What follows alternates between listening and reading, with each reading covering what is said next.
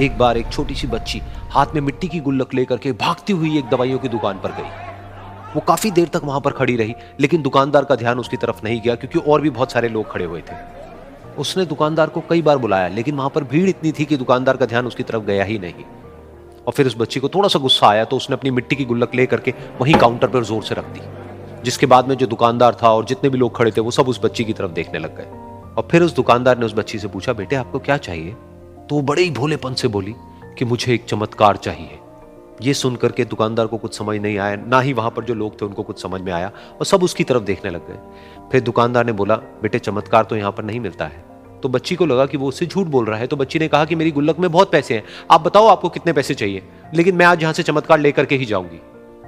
तो वहीं काउंटर पे एक और आदमी खड़ा था, उसने उस बच्ची से पूछा कि बेटे क्यों चाहिए तुमको चमत्कार?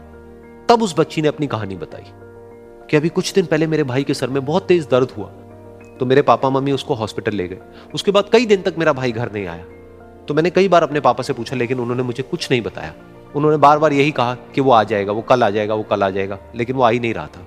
तो मैंने देखा कि मम्मी रो रही है, और पापा मम्मी को कह रहे थे कि उसकी दवाइयों के लिए और उसके इलाज के लिए जितने पैसे चाहिए उतने मेरे पास में नहीं है, अब उसको कोई चमत्कार ही बचा सकता है। तब मुझे लगा कि अगर मेरे पापा के पास में इतने पैसे नहीं भी हैं तो क्या हुआ, मेरे पास में तो है। तो मैंने जितने भी पैसे जोड़ रखे हैं वो सारे लेकर के मैं इस दवाई की दुकान पर आई। फिर उस आदमी ने उस बच्ची से पूछा, कितने पैसे हैं तुम्हारे पास में? ये सुनते ही उस बच्ची ने अपनी गुल्लक उठाई, जमीन पर फेंकी और तोड़ दी, और पैसे गिनने लग गई। बाकी सब लोग खड़े होकर के उसको देख रहे थे। थोड़ी देर बाद उसने सारे पैसे अपने हाथ में इकट्ठे किए और बोली, मेरे पास में पूरे 19 रुपए हैं।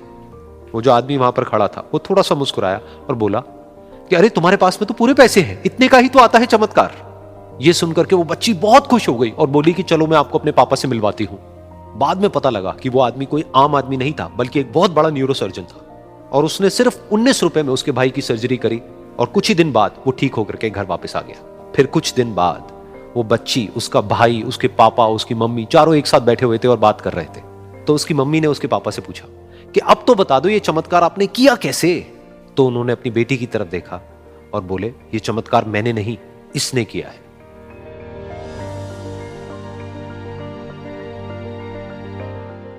तो यहां पर एक बहुत बड़ी बात है जो हम उस छोटी सी बच्ची से सीख सकते हैं कि जिंदगी में कभी कभी ऐसा होता है कि हमको कोई रास्ता नजर नहीं आ रहा होता है और हम लोग हिम्मत हार जाते हैं। तब हमारे अंदर एक बच्चा होता है जो कोशिश करने से कभी भी पीछे नहीं हटता है। वो हार मानने को तैयार नहीं होता है क्योंकि उसको ना शब्द समझ नहीं आता है। वो बच्चा जिसके लिए कुछ भी नामुमकिन नहीं है, क्योंकि वो हर हाल में कोशिश करता ही रहता है।